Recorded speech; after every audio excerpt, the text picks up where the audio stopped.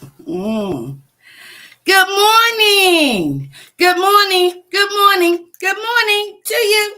Good morning. Good morning. And how do you do? Good morning. Good morning. Good morning to you. Good morning. Good morning. And God loves you. Ooh, ooh. Hi. Good morning. Great morning. Fantastic morning.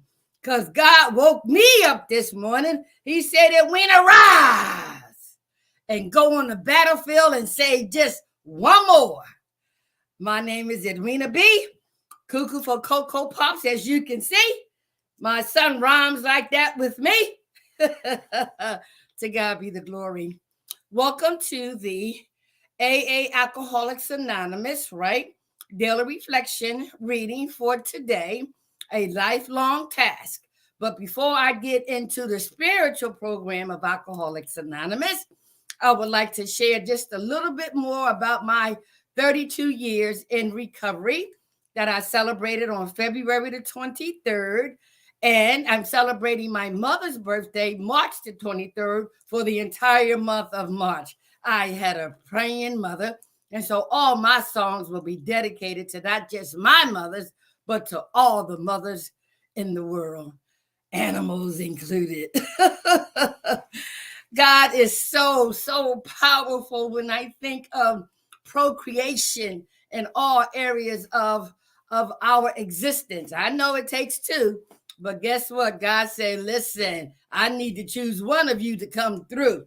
And so I am so blessed to have a praying mother and an auntie mama. So I first want to play my testimonial song to my mothers, Helen Jones Lamar Hall Taylor, and Margaret Matilda Kemp Williams. Here we go. All right. And both of my mommies were church going women. Different reasons, but we'll get into that later because you know I'm transparent and I'll tell the truth. But enjoy the song. Here we go. All right. Y'all just wait a minute. This is one of my mama's favorite songs. I used to hear on Sunday morning. She would sing, glory, glory, hallelujah. Since I laid my burden down, yeah, glory, hallelujah. Since I laid my burden down, she said, I feel better, so much better. Since I laid these burdens down. My mama said, I feel better, so much better. Since I laid my burdens down. She said, please don't treat me now like they used to. Since I laid my burdens down. Yeah, my friends don't treat me like they used to. Oh, since I laid my burdens down. Oh, I remember Sunday mornings. Mama would be in that little church sitting back in the woods. And some old sister would get up and say, y'all let me sing my favorite verse. She said, burden down, Lord, burden down, Lord. Since I laid my burden down, oh, burden down, Lord, burden down, Lord. Since I laid my burden down, oh, I'm going home to live with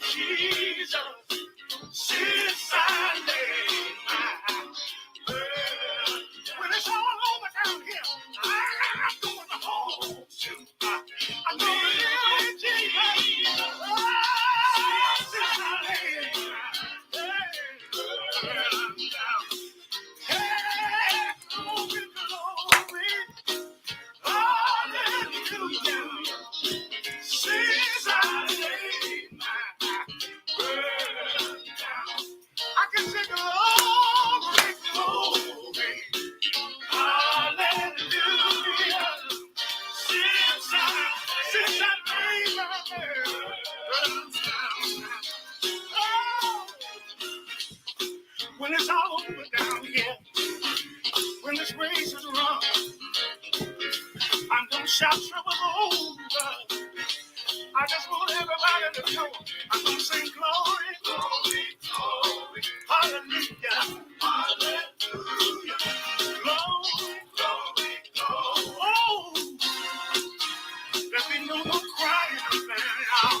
Glory, glory. And I can say glory, hallelujah. Glory, glory, glory. Oh, yeah. No more dying. Woo! Glory, glory. Hallelujah. Since I laid my burdens down 32 years ago underneath that parked car, 3 o'clock in the morning in the streets of Philadelphia, getting high, doing all kinds of sexual favors with my stepson, I laid my burdens down. And with a mother who had 6 children, 4 of them addicted at one time, I being the worst. She got to the point where she had to lay her burdens down and turn us all over to God. And guess what? He did. He saved us, delivered us, and prepared this one to do what I'm doing now, letting you know His grace and mercy brought me through. I'm living this moment because of you. I want to praise you and thank you too, for it was your grace and your mercy that brought me through and my mama through. All right. So now I'm going to give you a little bit more story about my mother and my daddy, right? Now, and I already shared with you, she came from Georgia, right? He was in Philly. She got moved to Philly, and they started going to Bright Hope Baptist Church. She was 14. My dad was 16. They developed a courtship, right, in the church and outside the church. And my older sister, Ruby Amira Hall Wells, was conceived on the church bathroom floor. And yesterday I shared with you how Grandma Carrie and Granny was told by the neighbor, that boy going up there in that back room now. No. Yeah, that boy going up there in that back room. And he sneaks in and then he sneaks out. And then they got caught. And guess what? They had their little issues. But guess what? A few months later, my mother was pregnant with my oldest sister. So I had a teenage mother, a teenage father. By the time my sister was born, she was 15 and he was 17, right?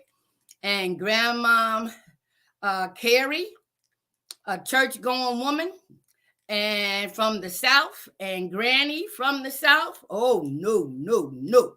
You get pregnant, you get married. And so as a result of them finding out that she was pregnant, they took her and the two of them went to the Hall family and explained and exposed what was going on. And I could hear my grandma Carrie saying now, oh, what you gonna do, boy? What you gonna do, boy? This may be a pencil, but maybe she had and in some cases there was a shotgun, right? And Granny said, oh, no, you got to marry my daughter. Right? And so the Halls was like, yeah, well, you right, son. You got to do what you're supposed to do. You got to be responsible, right? And so because my father was young, right?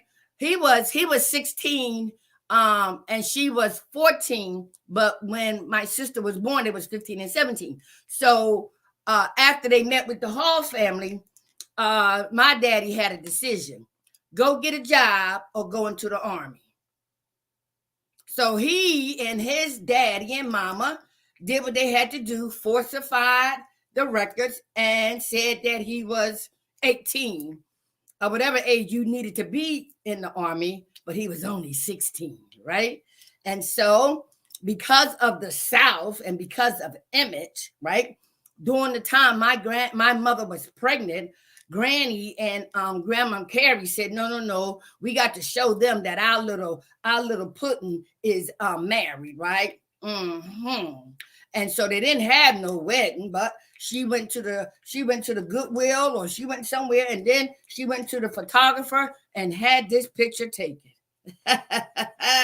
Yeah, she had that picture taken, right? There go my granny and and Grandma Carrie, right? But my mom, right, I can't do that glare thing, right? Huh? She was pregnant in this picture, but she didn't have no wedding. See, that's how deep those secrets go, right? And so I will let you know tomorrow as we continue the story of my mommy during the month of March and my daddy. Okay. So the next thing I want to do is read to you a portion of my journal.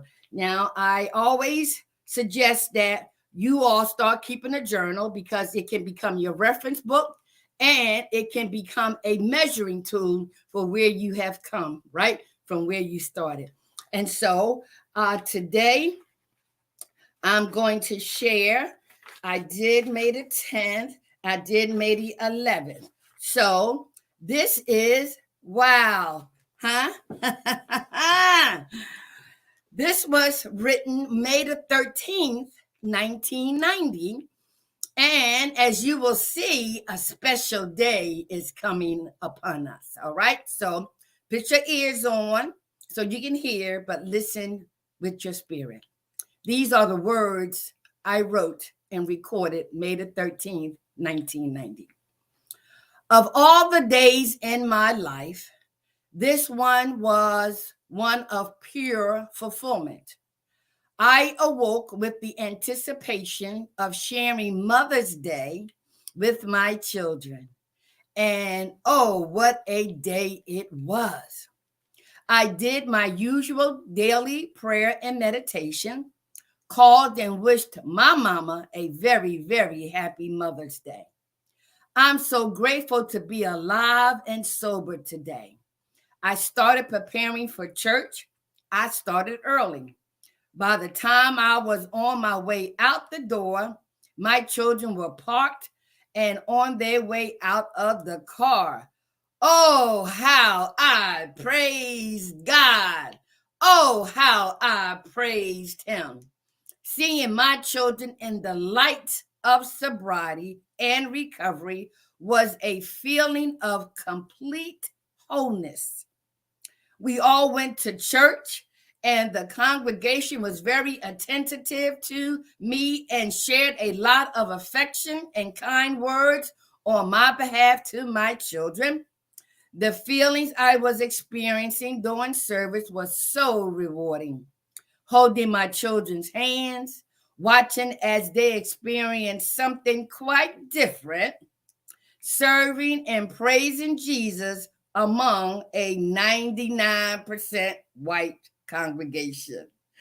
It was kind of humorous at first, but the feelings of sharing this day with my children, beginning in the house of the Lord, made me feel total at one with my Creator. Giving thanks, gratitude, and feelings of the utmost respect, for I have found that through it all things are possible in the time He chooses. Woo, I tell you, glad this was my day of complete recognition of unity between the four of us, God, my children, and myself. Thank you so, so much. After service, we enjoyed a day of skating together. And for the first time, I felt it was just me and my children enjoying the love, excitement, and joy of being truly with one another. We snapped pictures, we laughed, and laughed together. It was truly feelings that I can't even express. For so long, I waited for this day because it gave me a chance to see what is truly important to me and my children and that is to enjoy and salvage every waking moment together. After skating, I took them to the movies. I let them enjoy a moment of independence. I, on the other hand, did something I wanted to do or should not have done. I told you I'm transparent. I went to see someone and was able to enjoy a close encounter, one that reopened feelings of the past. We were able to discuss our children in ways which proved to be beneficial as parents. And you got it right. It was as if I was among my real family. And I felt good. When we went to pick them up, we were late, and I could imagine their first reaction. But it wasn't long before they saw the two most important two people in their lives, their mom and dad. We played video games, and I actually saw my family from a different view, this time being sober. I enjoyed every minute of it. I really, really did.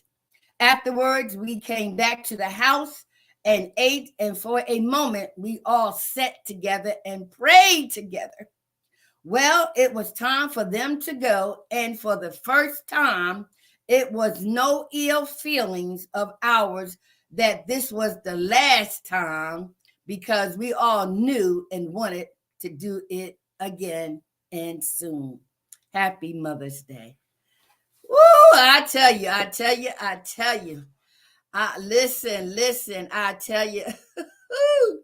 Absolutely beautiful, right?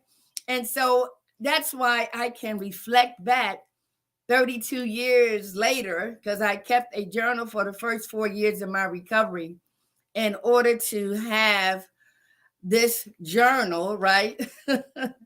To reflect back on each and every day of where I was then. And I tell you, the spirit obviously entered me on February the 22nd of 1990 when I hollered out to a God that I did not know, didn't know him personally, because I was taught he was a punishing God. And when I called out for him to take me out this life now or show me a better way, I haven't looked back since. The only time I look back is to reflect and to help somebody else. What an awesome, awesome journey this has been.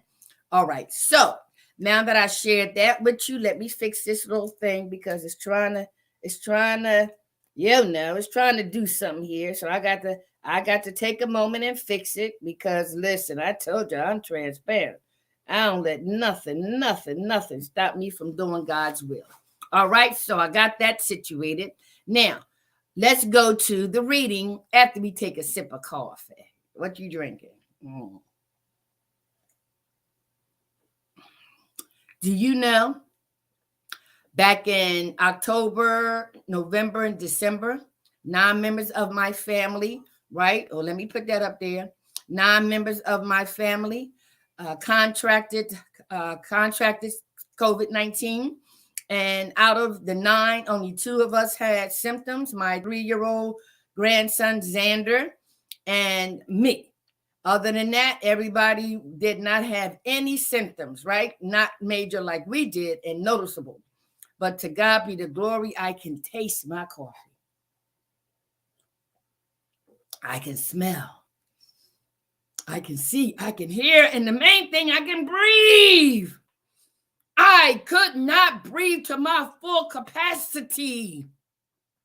And that's why today I still wear my mask. I social distance where possible. Listen, I ain't taking this thing for granted because I contracted it again, but the severity was not as bad because I got vaccinated, right?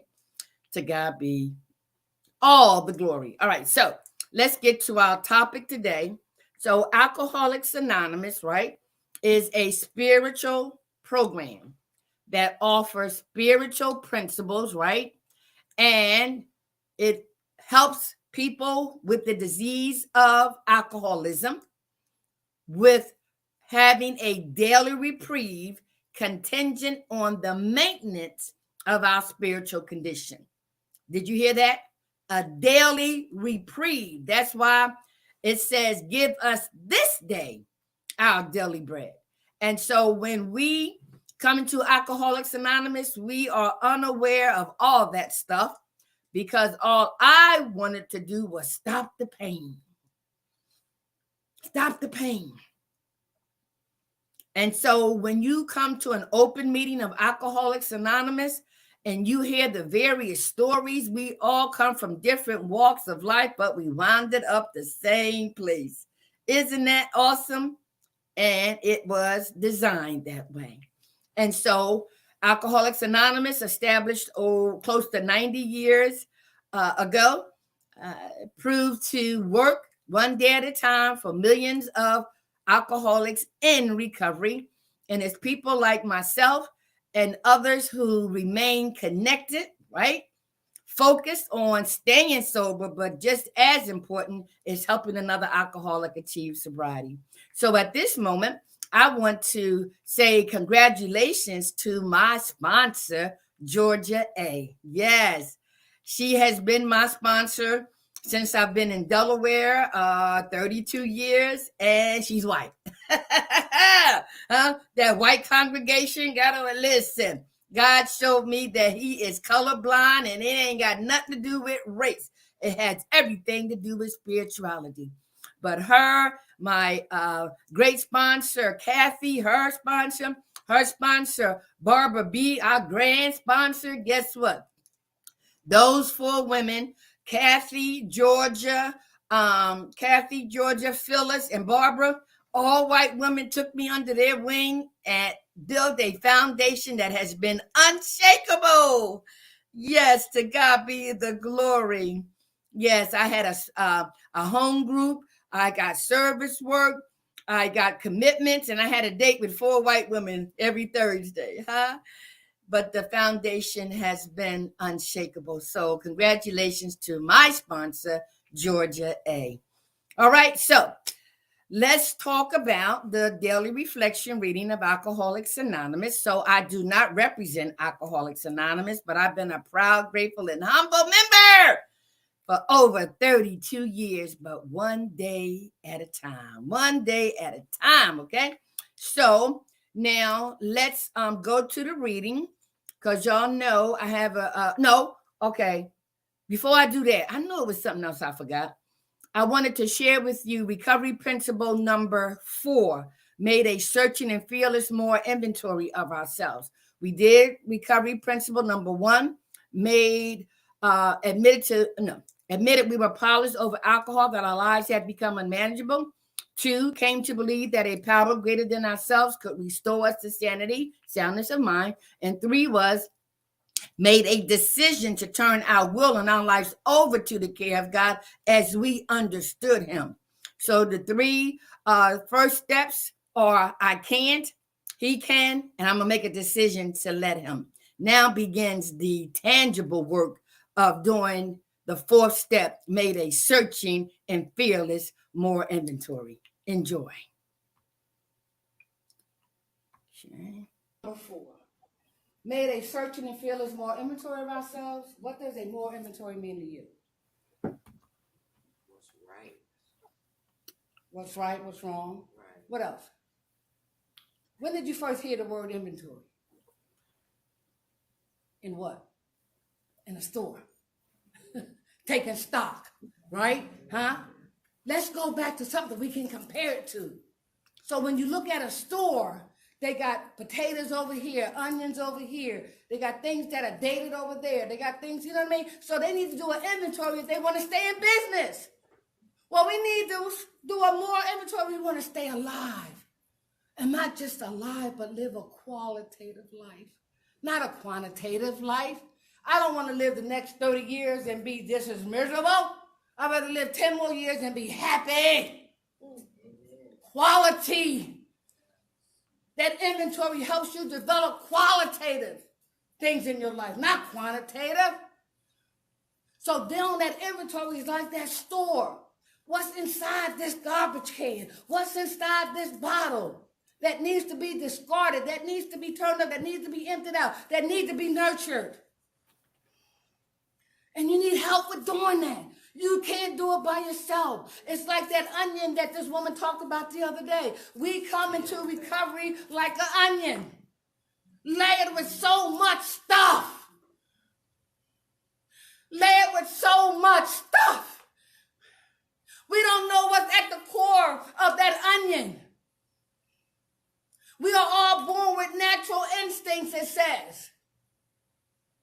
But they exceed their intended purpose when we become greedy, when we become selfish, when we become liars and schemers and manipulators. Why? Because I want it all for me.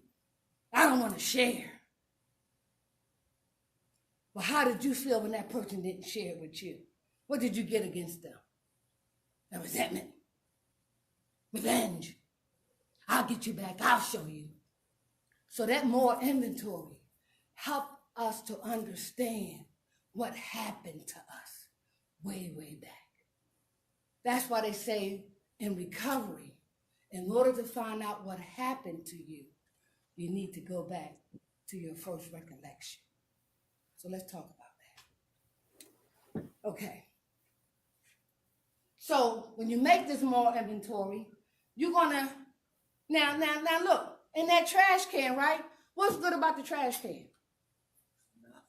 Is what? Nothing. No. You didn't hear the question. Okay. Listen to the question.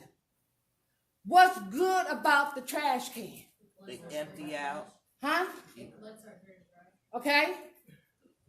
It collects out. It serves a purpose, doesn't it? It serves a purpose. Now, what's in that trash can determines on what we put in it or what others put in it. But in that trash can, isn't there a new bottle of lotion that somebody just threw away? That lotion could be used, couldn't it? I'm just saying, right? But it's in the trash can, right? Huh? But there's garbage over top of that lotion. But there's something good in that trash can. Huh? Somebody who is hungry, somebody who hasn't eaten, they go into that trash can and they pull out the sandwich. That trash can was good. It served a purpose. Out that trash can, that person got something to drink.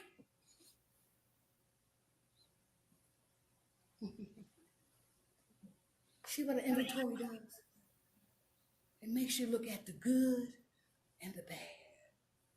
So that in that store, you can see what's outdated, what needs to be removed, what needs to be replaced, what needs to be refilled, what needs to be discarded. Okay? And then this is the key. You go back to the earliest age of recollection. But how many of us can go back and remember at age 3? Not a whole lot. What happened that impact your life at age 5 that you can remember? What happened at age 5 that stands out in your mind? Huh? Starting school. What was that feeling like? Can you remember?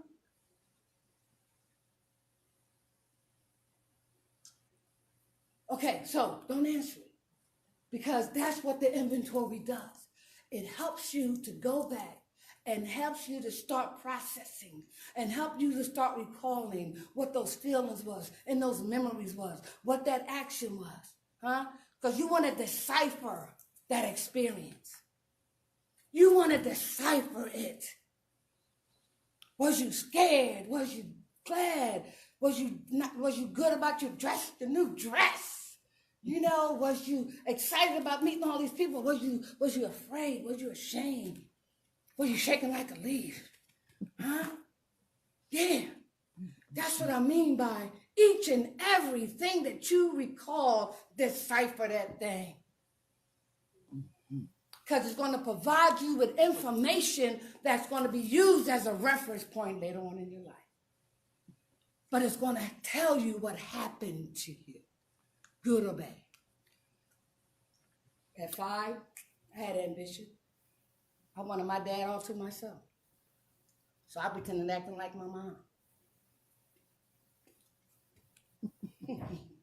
Maybe my daddy gave me attention. At 7, my sister was molested. Yeah. At 7, nobody knew it. She was molested. Yeah. I wonder what she felt like. What was she going through? And we used to tease her, call her pig nose, call her this, call her that. But we didn't know what happened to her. So do I have feelings about teasing my sister? Yes. I need to unravel that. I need to talk about that. I need to face that. I need to apologize for that. Because if I don't, I'm going to have regrets. It's going to eat me up.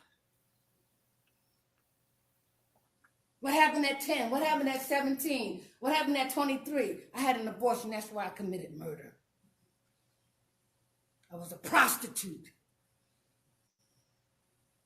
And I chose death of that baby over life because I was afraid of what people might say about me. Took me 10 years to forgive myself. I felt as though whatever happened to me, I deserved. Because I took life. I needed to unravel that. What was the condition? What was the cause? Who was the player? Why was I evaluate, decipher that thing? Because if not, I can hold on to them grudges and that guilt, and it'll kill me.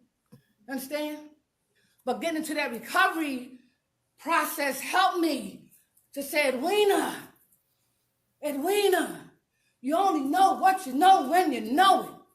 What was your mindset? What was your motive? What was going on for you to make that decision? I told you we make decisions all day long.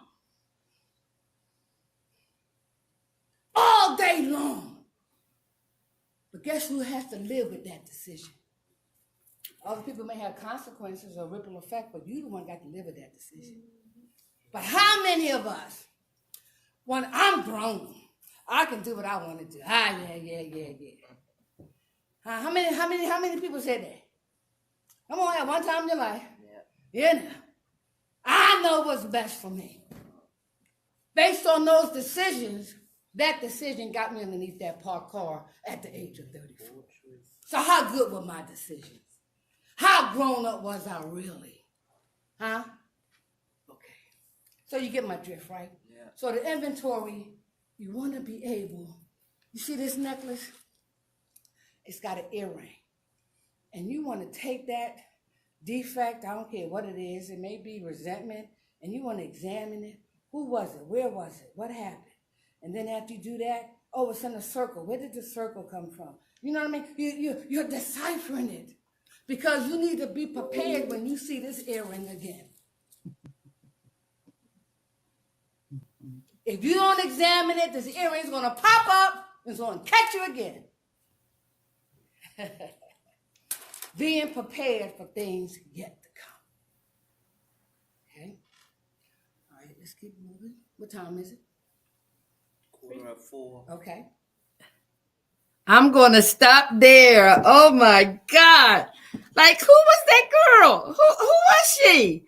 You know, I am just so amazed. You know, when I view something that I said years ago, and all I see is the Holy Spirit using me. That's all I see. Oh, my God. So stay tuned for the conclusion of recovery principle number 4 tomorrow, if God allows us to be here again. In the meantime, let's dissect this reading today. So let's read it together as we promised we would, and listen with your spirit. Okay, let's go. All right, it says March the 5th, AA Daily Reflections, a lifelong task. But just how, in these circumstances, does a fellow take it easy? That's what I want to know. Comes from the 12 Steps and 12 Traditions, page 26. And the person in recovery, right, from his perspective, I was never known for my patience. How many times have I asked, why should I wait when I can have it all right now? Indeed, when I was first presented the 12 steps, I was like the proverbial kid in a candy store. I couldn't wait to get to step 12. It was surely just a few months' work, or so I thought. I realize now that living the 12 steps of AA is a lifelong undertaking. Did you hear that? A lifelong undertaking. And so let's decipher that for the remainder of the time that we have. Okay. So it says a lifelong task. Now, as a child, as you were growing up, how did you envision your life? What did you fantasize about what you were going to do in your 20s, your 30s, your 40s, your 50s, your 60s? Huh? What did you visualize? Huh? What did you fantasize about? What did you see your life would include, right? Huh? Huh? And believing that you had a lifelong journey. So many of us, like myself, dreamed of this, dreamed of that, wanted to do this, wanted to do that. And those with some people are different, but anyway, people with alcoholic thinking, while we're getting high, we say, okay, when we get old, honey, I'm gonna be in that rocking chair. I'm gonna be smoking my joint. I'm gonna have me a glass of wine, and I'm just gonna sit back and what? I'm just gonna relax, enjoy. I can see me now. That didn't happen. And so, again, now I see my lifelong journey at age 66 of doing what I'm doing now, staying sober and helping another alcoholic achieve sobriety. So my lifelong task is to be of service to my God and my fellow man. That's it. Everything else God's going to provide, right? Oh my God, I love it. All right, so let's dissect it, okay? He says here, but just how in these circumstances does a fellow take it easy? That's what I want to know. And so in our meetings, we have these sayings, right? Think. First things first, but for the grace of God, live and let live. Huh? Easy does it. So when we come into recovery with all that pain, with all that shame, with all that humiliation, with all those regrets, right? We are like, busting at the seams. I want to stop the pain now. Doesn't happen that way. So that means, how does one take it easy under those circumstances? That's why this is not a journey all by yourself, all by myself. Our predecessors, those who are there before me and before you and before us, have the answer, right? And so when they say, take it easy, give yourself a break, we're like, no. But guess what? Something in us, right, is teachable and say, well, just tell me how, just show me how, please, just show me how, right? And they'll say, easy does it. And one thing that really helped me was that they would say, well, you didn't become an alcoholic overnight, did you? You didn't become a drug addict overnight, did you? You didn't become a prostitute overnight, did you? You didn't start stealing overnight, did you? You didn't start lying overnight, did you? It took a process. That's why that inventory is so important, so that you can find out where those attitudes, ideas, behaviors, actions, right? Ideas formulated, and see how they have perpetuated over the years, That's why the inventory is so important. So they say, well, recovery doesn't happen overnight. You have to give it time. And time, I'm like, I got no time. Yes, you do. Because this I must earn is the acronym for time. You have to earn sobriety. Yes, you have to earn spiritual.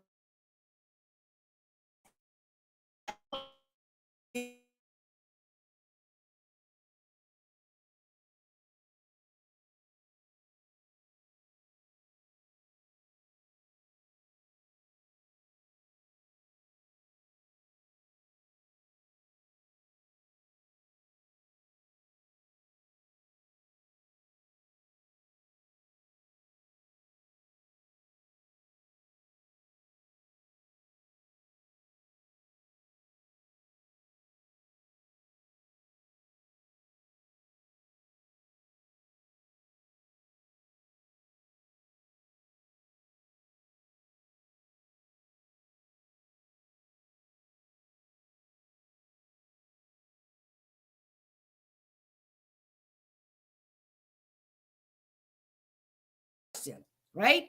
And so he admits that's what you have to do. You have to admit. You have to look at yourself and say, I am very impatient. I own that. I know that about me. To thy own self be true. He says, I was never known for his patience, right? Known. He knew it. And guess what? Other people did too. He goes on to say, how many times have I asked, why should I wait when I can have it all right now? Really? Really? Really? See what I mean? By you only know what you know when you know it. So his perception, our perception is that no, right now, self-centered, selfishness, right? I want what I want, it, when I want it. Yeah, but that is not reality. When you go to school, you have to go from grades what? Pre-kindergarten, sometimes pre-kindergarten to 12th grade. There's a process. There's a journey. When you are born, you come from a embryo, birthed out. Now you're an infant, then a toddler, then an adolescent, and a teen. It's a process. So that's when we have to become open-minded to what they are saying. Easy does it. All right, so he goes on to say here, why should I wait when I can have it all right now? Listen, self-will says, go ahead. If you think you can have it all right now, you go right ahead. Sometimes people are from Missouri. You got to show them, okay? And so when the student is ready, the teacher will appear. All right, and so let's go to the next saying he got here. He says, indeed, when I was first presented the 12 steps, I was like the proverbial kid in a candy store. When I was first presented the 12 steps, I was like the proverbial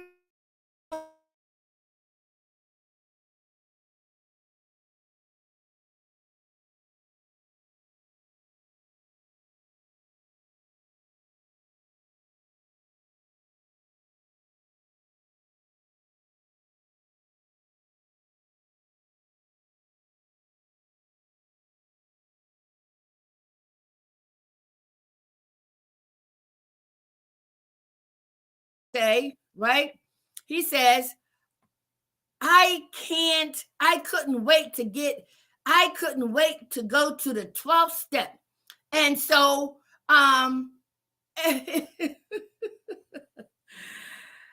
think about it.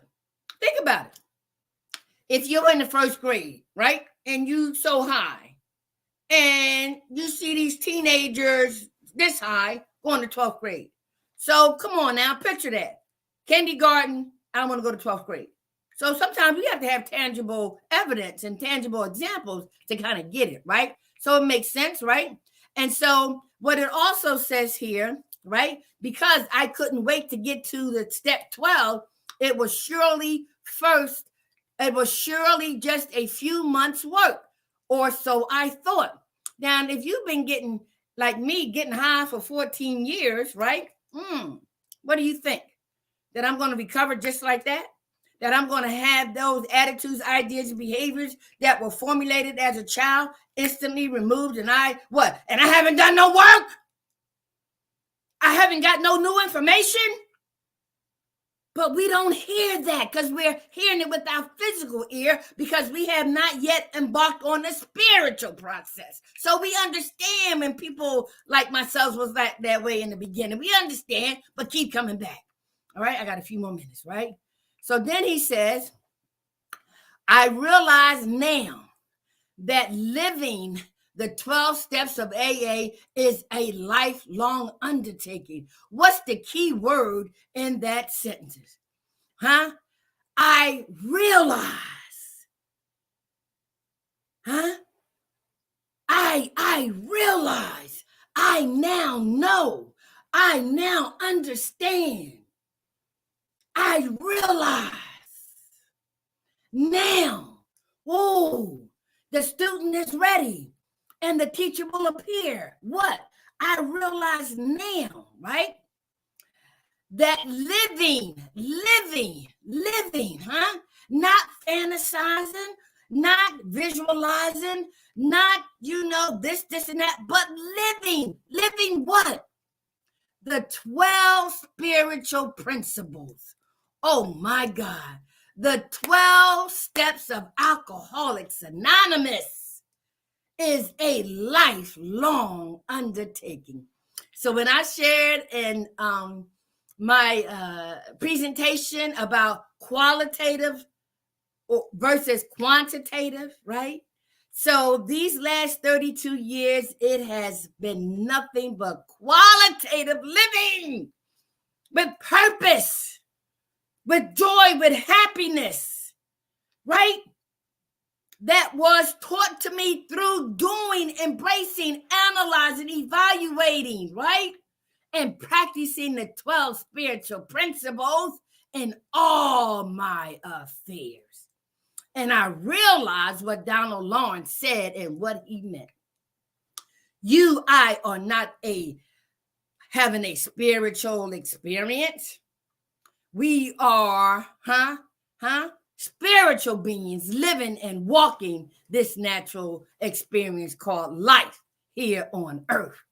So when we go from the physical, materialistic, right, and we learn these 12 spiritual principles, it doesn't matter what cards life deals us every day, because we know who the ultimate dealer is. And I look forward to living this day, this hour, this moment, being aware, right? Having serenity, having peace of mind, having joy, having happiness. Just the fact that I'm alive and I'm breathing. He woke me up this morning.